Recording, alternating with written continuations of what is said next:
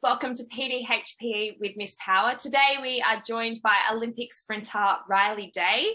Thank you so much for joining us today. Thank you for having me. I'm excited. You have accomplished so much already from such a young age. How did you even get started in athletics? It's not a crazy story, to be honest. I think like most kids, we all did a lot of different sports, just tried to test the waters of what we enjoyed. And Mum took me to Little Athletics. And from there, I just started doing the events and loved jumping and sprinting. And from there, I just took off and haven't really looked back. And did you always want to be a sprinter, or you said you did a bit of jumping? Were you contemplating becoming a long jumper at any stage? There was a point where I really wanted to be a triple jumper. But as I got older, I realized it takes a lot of strain and puts a lot of force through your body. And I was like, this hurts a lot. So credit to all the triple jumpers out there. A lot of credit to you guys. But yeah, sprinting was always for me. Here and there, different other events, but it was always the main focus. And who was your role model growing up? I really looked up to Sally. Even now, Sally's in my corner with preparing for different events and stuff like that. She's always there to have a helping hand and to give me advice and when I need it. So that's been really good to have her there, because there's no one else better to get advice from the best in the world. So absolutely. Do you get to see Sally around the track when you're training? She's on the Gold Coast. I'm in Brisbane, so we don't cross paths while training, but whenever I want to catch up, she's always open to being there to have a chat. Yeah, that's really good. Yeah. And so in 2016, that was like your major breakout season, where you became really recognised by the sport. How did it feel to become an Australian all-schools champion over the 100 and 200 metres? It was awesome. I think a national title never gets old. It's an honour to be the best in your country, and I know representing Australia is also amazing, but yeah, as I said, it never really loses its touch.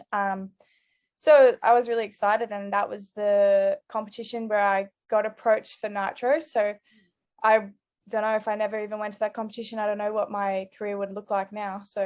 And tell us a bit about Nitro. That would have been a super exciting time.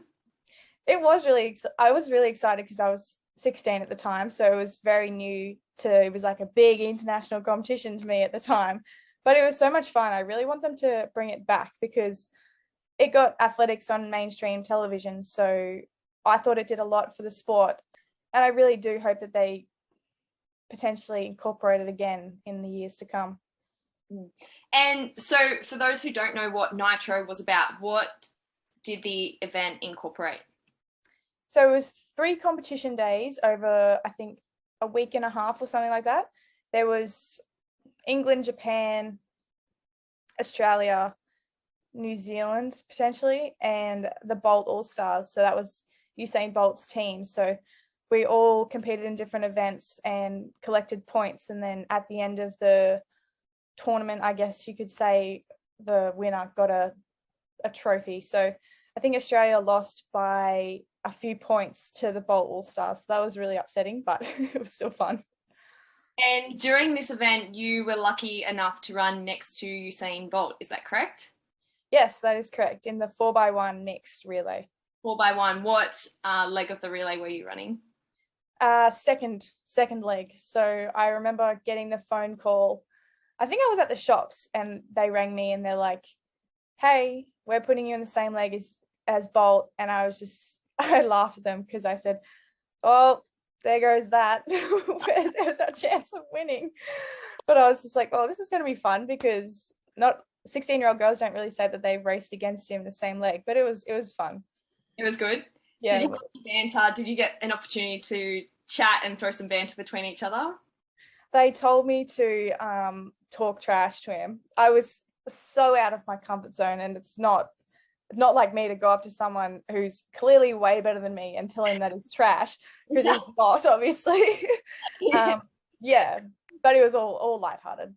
Yeah, that's great. And so from there in 2017, you went to Commonwealth Youth Games. Can you tell us a bit about this experience?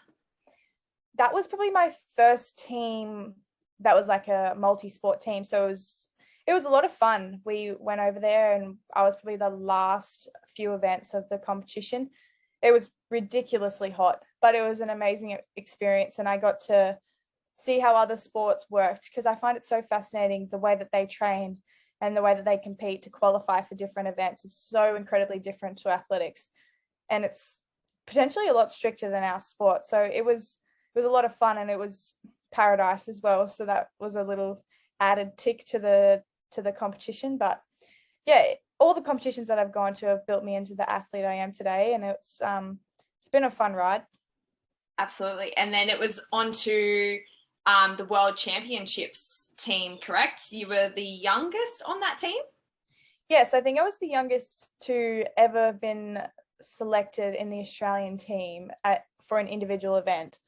So I was 17 at the time. I flew back from the Bahamas, and I think it was like literally the second day that I was home, they rang me and they're like, hey, you've qualified for the roll down position for the 200 meters at World Championships. And I was like, I've already peaked. I was like, I've already peaked for my season. So I completely went into that competition as the mindset of doing this for experience. I have nothing to lose. Just soak in the atmosphere and see how a major championships works.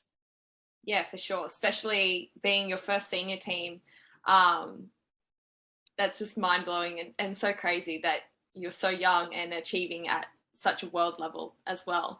And you also had a lot of, I guess, moments in the media during these first couple of years of running. How did you cope with the media attention?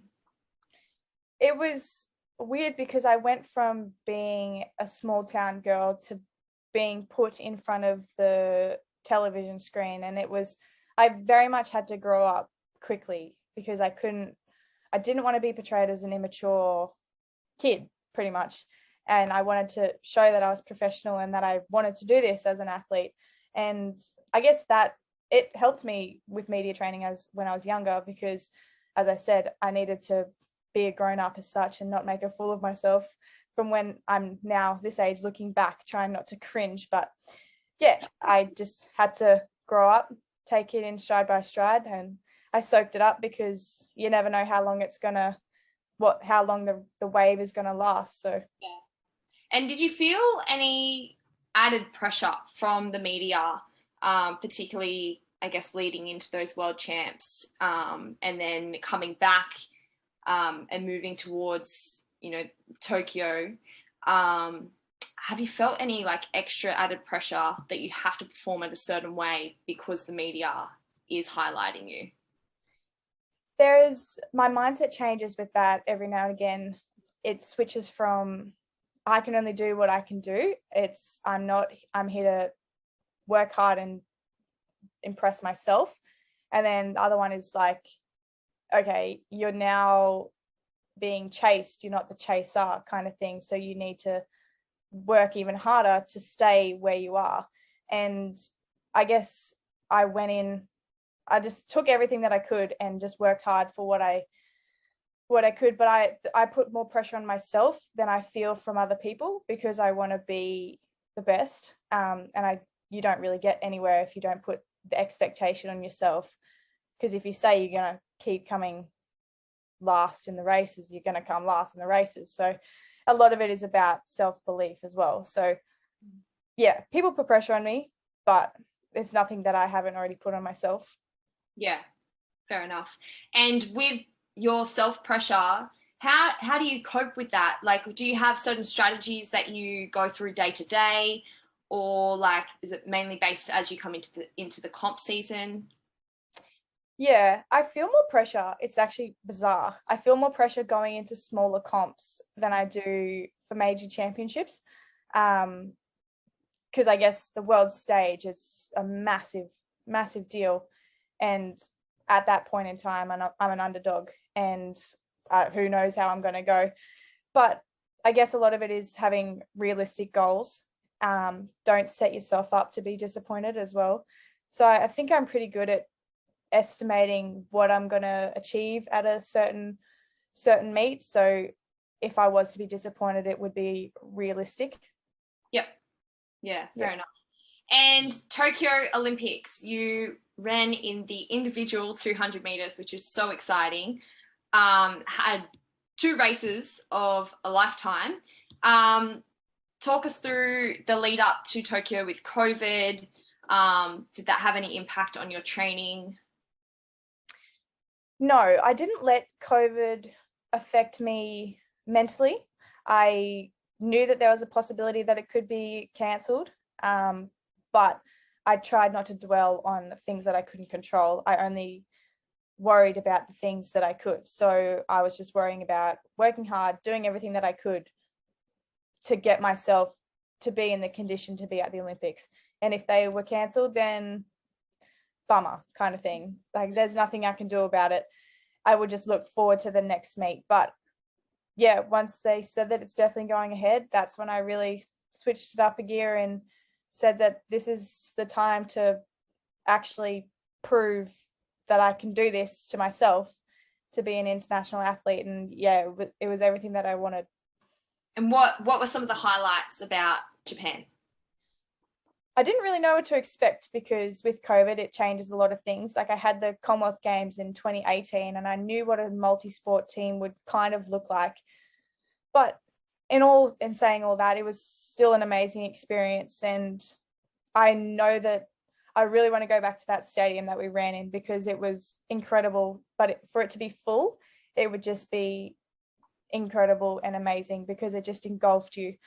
But I think my favorite thing about the Olympics is because none of us had family there. We all looked to each other for support. And I think that the team was a lot closer than what it would normally be if we had our normal and regular support systems around us. So I think that was great because we had like a little Australian team hub down the bottom where we all would all watch the other athletes compete. So that was probably my favorite bit about it.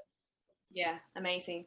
And what are your plans for the next few years now? So you've come back, I assume you're straight back into training, or did you get some time off? I had about 6 weeks off, so I've been training for a few months now. So so moving into this season, what are your goals? My goals for this season, I'm grateful and lucky to have qualified for the Com Games and the World Champs at the Tokyo Olympics. So that has made my domestic season a lot easier. I'm more focused on the Japan circuit and the European circuit now. So I won't really have much of a domestic season, but my main goals are obviously World Champs, to make the final and be close to getting a medal. And then Com Games, if I decide to do it, we'll be trying to get a medal. Amazing. That's really exciting. Okay, so if there was one thing you could bring to the sport of athletics, what would it be? I would probably bring more crowds, or if I could change it, I would keep younger kids in the sport for longer. And what advice can you give to those young athletes coming through now, or that are growing up sort of in that Little A's movement? What advice can you give them to move into that open age? I would probably say to be consistent, to be as consistent as you can, because consistency is key. To just keep going to training and just ticking over your goals. Eventually it'll all fall into place. Amazing. And so to finish up, I do a segment called Fast Four. So just 4 quick questions for you. First one is, what is your favorite food? Cuisine would probably be Italian or Mexican. Yeah. Amazing. What's your Italian order? A lasagna. It's very basic, but I love it. So good. And your favorite book? It would have to be the After series. It's now been made into a movie, but the books are way better. Okay. How many books in the series? Oh, I think there's like 3 or 4. Okay. Yeah. And what is an unusual habit or thing that you love? Oh, it's not really unusual, but I really like cooking. I don't know. It's not unusual. It's very common, obviously. But yeah, I like that. I switch off to it. Yeah. Yeah. Do you cook every night for the family? Well, I've recently moved out, so I live with 2 other athletes. So I cook for one of them. Excellent. Yeah. They love that. Yeah. Very spoiled. Yep. And in the last 5 years, what is one thing that has most improved your life? I think I really enjoy. I have really enjoyed moving out. I think that's been really fun to be independent, and obviously I miss home, but being independent, it makes life a little bit more fun and interesting. So I think that's been good. And I live closer to training, so it's great. That's much more convenient, I'm sure. Yeah. Well, thank you so much for joining us today, Riley. You're an incredible athlete. And I'm so excited to see what you're going to accomplish in the next few years as well. So thanks for joining us today. Thank you very much.